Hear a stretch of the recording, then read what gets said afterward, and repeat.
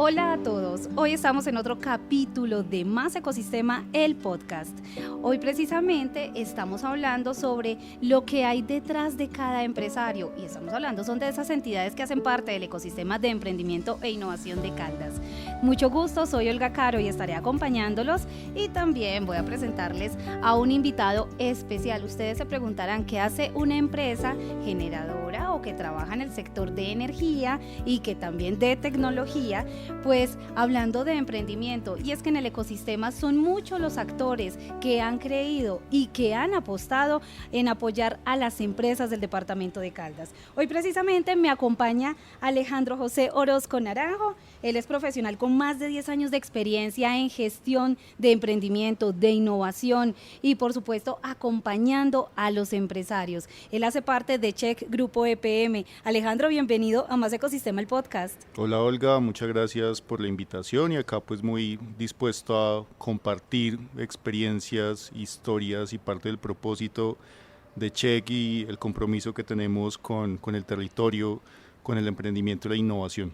Y es que llevan muchísimos años creyendo en todo esto que tiene que ver con emprendimiento, con innovación, pero empecemos hablando de usted, Alejandro. ¿Cómo es que usted empieza a entrar en este mundo de apoyar a los emprendedores, de creer, por supuesto, en la innovación y de estar tan de cerca con los emprendedores y empresarios también del departamento de Caldas? Bien, mi historia, ahí sí puedes haciendo la historia un poco más personal, arranca cuando llegué aquí a Manizales hace más o menos 10 años, vinculado a Neurocity, que es el Laboratorio de Creatividad e Innovación de la Cámara de Comercio Manizales por Caldas. Ahí tuve la oportunidad de interactuar con emprendedores, estudiantes, empresarios de empresas pequeñas, medianas, grandes. Tuvimos la oportunidad de recorrer varios lugares del país, promoviendo ese pensar y hacer diferente y conectado con elementos de creatividad también, de innovación, inclusive de agilidad, y ahí pues hubo mucho que aprendí de la mano de las realidades de los empresarios que tienen que luchársela a diario, tienen que aprovechar oportunidades, tienen que escalar, tienen que vérselas con los desafíos que llegan. En esa época también estuve en pandemia, entonces hubo unos desafíos bien interesantes. Después de eso llegué a Check como profesional en innovación y pues desde Check vi otro lado de la película donde reconocí de primera mano la importancia de la articulación entre empresas grandes de la región, que podríamos llamar también empresas anclas, que entienden su impacto en la región, entienden su impacto en una cadena de valor, en unos proveedores, en unos futuros emprendedores con los que podríamos articularnos en un futuro cercano. De hecho, desde mi rol tenemos mucha interacción con startups y emprendimientos de la región que nos ayudan a explorar como un poco esas locuras y esas prioridades que van surgiendo en el tiempo. Entonces es muy importante reconocer que para que una empresa grande continúe o se mantenga en el tiempo, también es importante que en la región haya unas capacidades instaladas. Entonces creo que es algo recíproco cuando vemos que Check está articulándose con programas, es porque de fondo también termina siendo una relación ecosistémica. Entonces, si en la región estamos bien, la empresa está bien y viceversa. Entonces, reconocer esto viene mucho también desde la mirada de sostenibilidad de la organización y pues básicamente nos hemos estado articulando frente a esa intencionalidad y a ese propósito, procurando por generar o propiciar unas mejores condiciones donde todos podamos crecer y evolucionar. Alejandro, mire, nosotros escuchamos muchísimas veces aquí desde Manizales Más que llegan los empresarios con muchísimos dolores. Hablemos un poco desde su experiencia y desde esa cercanía que tiene y que ha tenido desde hace más de 10 años con ellos sobre qué es lo que debe tener un empresario en mente y qué es lo que más necesita, porque muchas veces nos dicen, bien, necesitamos financiamiento, pero también necesitamos recurso técnico. ¿Qué otra cosa usted ve desde su experiencia que pueda necesitar un empresario para llevar a otro nivel, por supuesto, sus empresas? Para mí lo más importante es que haya un propósito, como un motorcito que los ayude a levantarse cada mañana, porque Como escuchamos en distintos escenarios, la plata se consigue, los negocios vienen y van, los clientes vienen y van. Lo importante es tener claro como qué es lo que esperamos que suceda en el mundo o en la ciudad o en la región con esto que yo estoy haciendo. Ser conscientes de cómo se transforma la sociedad o el ambiente con eso que estoy haciendo. Porque cuando lo reconozco y me doy cuenta, por ejemplo, que lo que estoy haciendo hoy es pensando en el futuro de mis hijos o de los hijos de otros, creo que eso lo ayuda mucho a conectarse con lo que se hace. En mi caso, por ejemplo, me conecta mucho saber que de los grandes desafíos del planeta giran alrededor del tema energético. Entonces creo que hoy con lo que hago, con lo que aporto, siento que estoy sumándole a un futuro mejor y a un futuro posible, desde lo que hago en innovación, por ejemplo, haciendo exploraciones de cosas locas o cosas nuevas, o desde un enfoque de optimización también. Y esto creo que me conecta con lo que me levanto a hacer día a día, y creo que eso es fundamental, tanto para quienes están liderando empresas como para quienes son empleados, porque eso es en últimas uno de los principales drivers o argumentos para tomar una decisión para trabajar en una empresa o liderar una empresa. Entonces, refuerzo en que ese propósito es fundamental, y si tuviera que agregar un segundo aspecto a fortalecer o clarificar, tendría que ser la disciplina. Alejandro, usted hace un momento tocaba una palabra muy importante, que es un término, pero yo quisiera preguntarle, ¿es moda o más allá de la moda la palabra innovación? ¿Qué significa para los empresarios del departamento de Caldas? Y si ya se ha venido aplicando, porque es que lo escuchamos por todo lado. Obviamente nosotros tenemos el ecosistema de emprendimiento e innovación, pero ¿va respondiendo más allá a una moda o si se está aterrizando acá en el departamento? Me haces la pregunta correcta, porque quienes me conocen saben que la verdad uso muy poco la palabra innovación, precisamente porque hasta hace unos añitos se entendía, se reconocía mucho como una moda. Hoy soy más amigo de hablar simplemente de pensar y hacer diferente. ¿Cómo le hacemos para pensar y hacer diferente? Y pues eso detrás de trae también elementos relacionados con adoptar nuevo conocimiento, aplicar nuevas tecnologías, interactuar con el ecosistema, promover una mentalidad de experimentación con los coequiperos o con los colaboradores, promover espacios seguros también para hacer pruebas, para abrir la posibilidad a que aquellos que piensan distinto puedan llevar como esas habilidades que tienen y que no todos tienen a un siguiente nivel. Entonces creo que eso está implícito en el pensar y hacer diferente. Es algo que también debe ser promovido desde los líderes empresariales, y creo que es una pregunta que se deben llevar quienes estén escuchando o viendo este podcast, frente a cómo promuevo el pensar y hacer diferente, y también cómo doy ejemplo pensando y haciendo diferente, porque muchas veces es fácil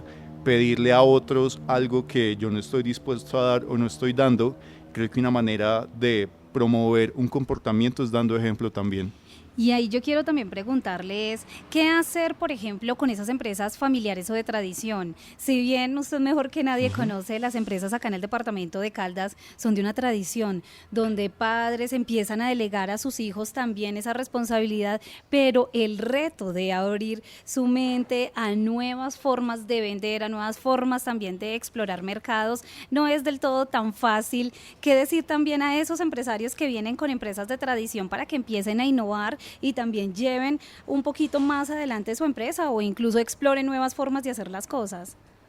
Ahí me haces pensar mucho en historias de empresas familiares que en sus primeros años sacan pecho diciendo somos los primeros en hacer X o en primeros en hacer Y. Acá somos expertos en decir que somos pioneros en algo.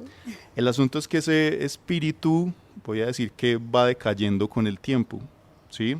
Porque encontramos modelos de negocio que funcionan, clientes que funcionan, canales que funcionan, luego se van poniendo las esperanzas en algunas contrataciones que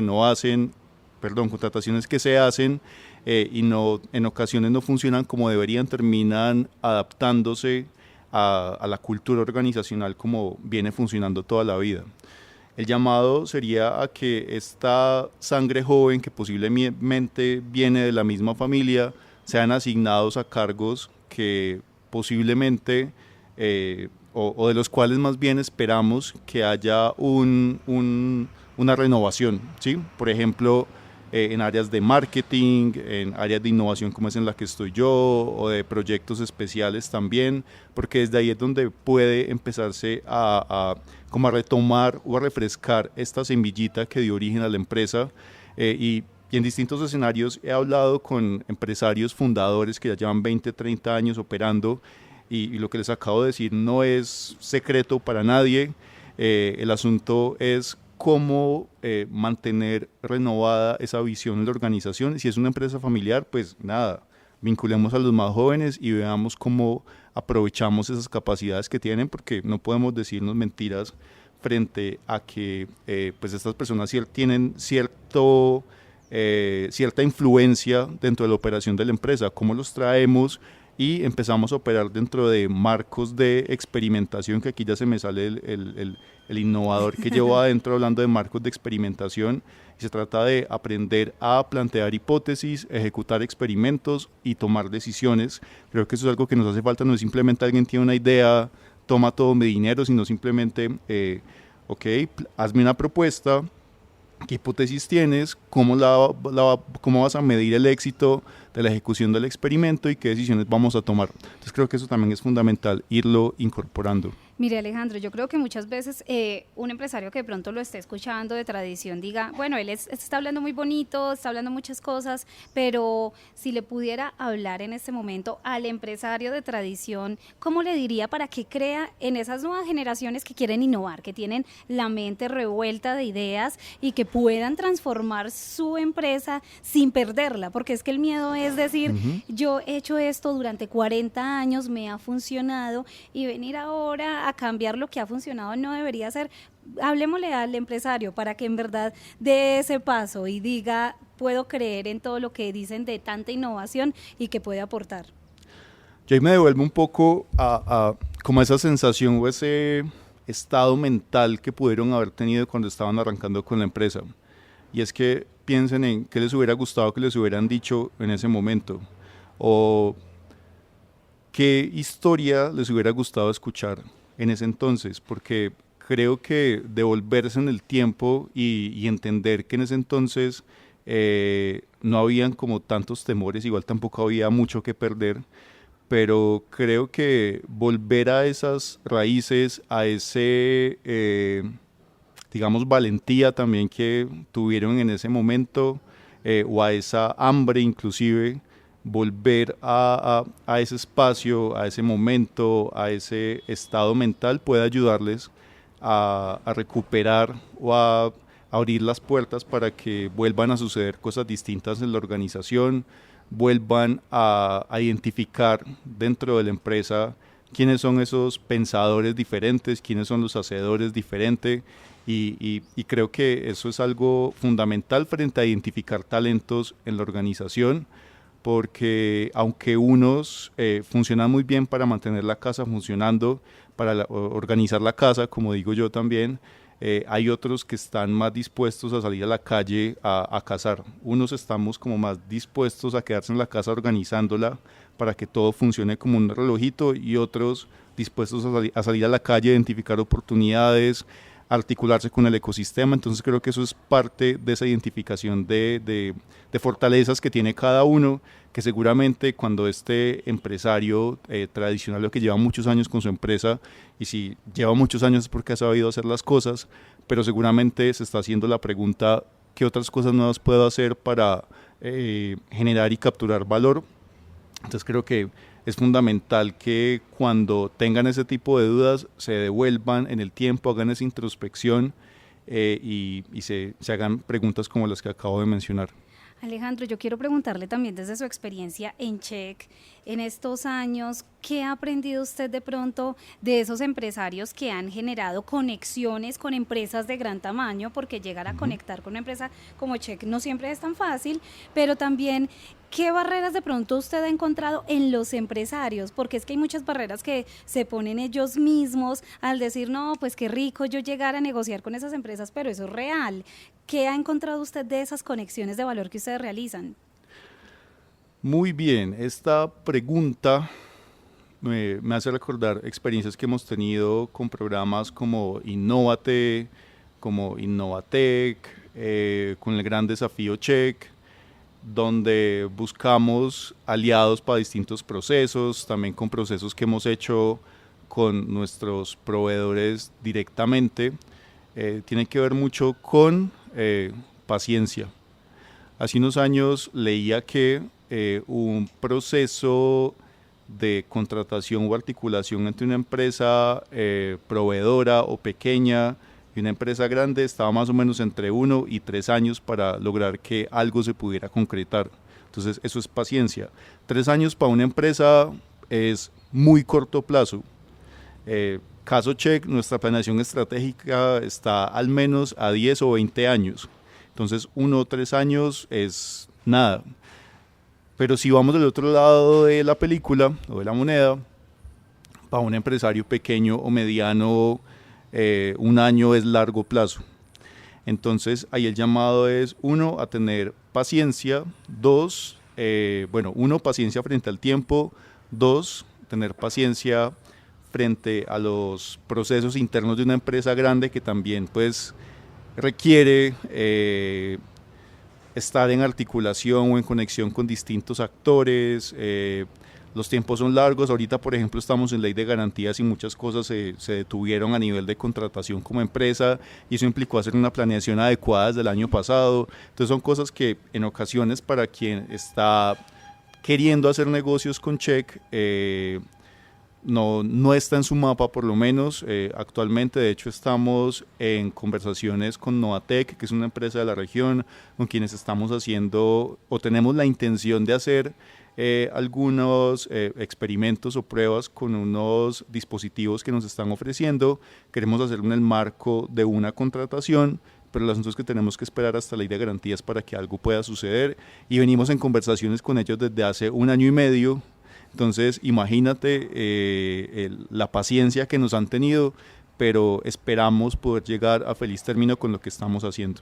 Pero también dentro de esto se le puede sumar algo más, y es la frustración que puede sentir de pronto un empresario de pasar 1, 2, 3 propuestas, esperar hasta 1 año y medio, porque muchas veces no es solo de la empresa, sino también las condiciones, bien lo decía, las situaciones que se están viviendo políticas y económicas del país, que también puede afectar un poco eso.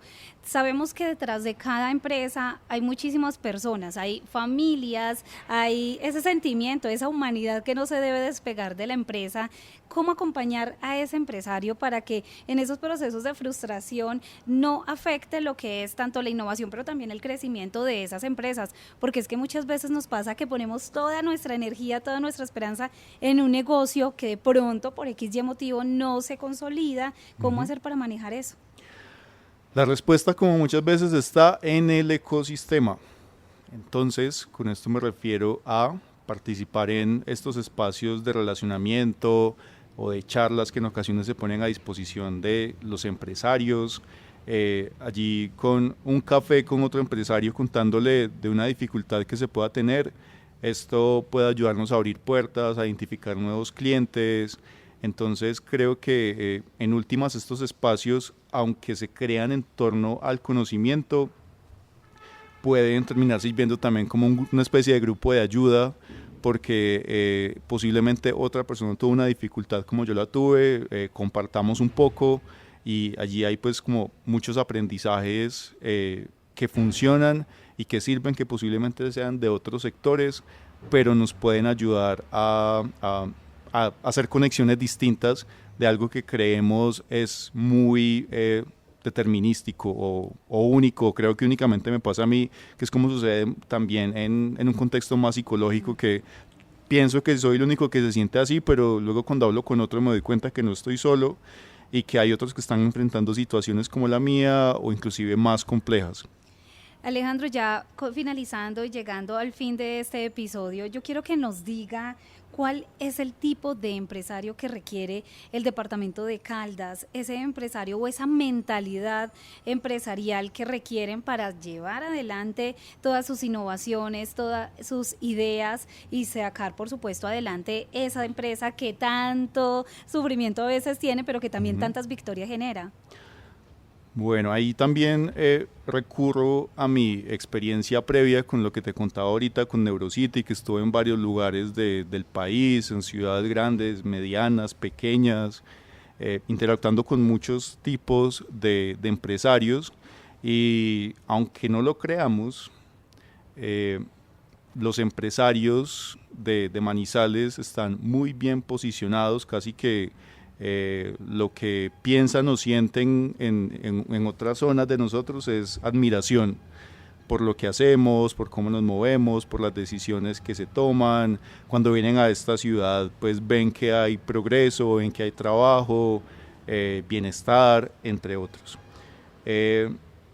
No lo hemos hablado, pero yo, por ejemplo, vengo de Armenia, que es una ciudad cercana, y cuando pasé del ecosistema Armenia o Quindío al ecosistema Caldas fue un salto importante frente a modelos de pensamiento, frente a actitud y demás.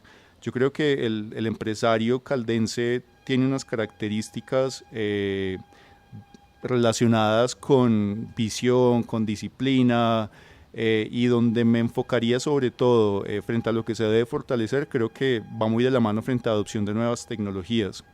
Estar abierto a que éstas lleguen, generen transformaciones, a abrazarlas, a probarlas, porque creo que esta adopción puede ayudarnos a ser más eficientes, a generar mayores ingresos, a mejorar satisfacción y experiencia del cliente, y esto pues lleva a una lealtad del cliente también. Entonces el llamado que hago es hacia la adopción de nuevas tecnologías, el llamado que hago es a promover dinámicas de experimentación en las organizaciones, porque creo que eso ayuda a abrir caminos hacia nuevas maneras de pensar y hacer. Bueno, Alejandro, ya concluyendo, consideramos que obviamente y de todo lo que usted dice, las empresas y el ecosistema no se realiza solo con empresas exitosas, se realizan con realidades, pero también con esas entidades que están dispuestas a apoyar, a aportar, a generar este ecosistema de emprendimiento e innovación que tenemos Caldas, gracias a muchísimas entidades que han creído en este proceso, en este proyecto y que por supuesto junto a Check Grupo EPM, Manizales Más, han logrado llevar y acompañar a muchísimas empresas que hoy tienen unas historias muy exitosas y que van a ser parte también en este podcast.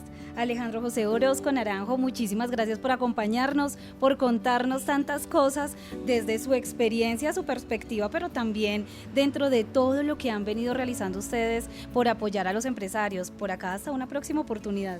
Bueno, Olga, muchas gracias, y a todos los empresarios, empresarias, emprendedores, gente con ideas de negocio, el llamado es a que lo prueben. Así todo el mundo les diga que eso no funciona, pruébenlo. Lo mismo le decían al creador de Facebook cuando buscaba inversionistas, le decían: ¿usted cómo va a hacer plata? Facebook no hizo plata mucho tiempo, les tiraban muchos tomates, pero si ustedes tienen evidencias y pruebas de que algo funciona, adelante. Lo peor que puede pasar es que no funcione y cambian simplemente de idea. Las ideas son muy baratas, el asunto es la ejecución. Hasta la próxima.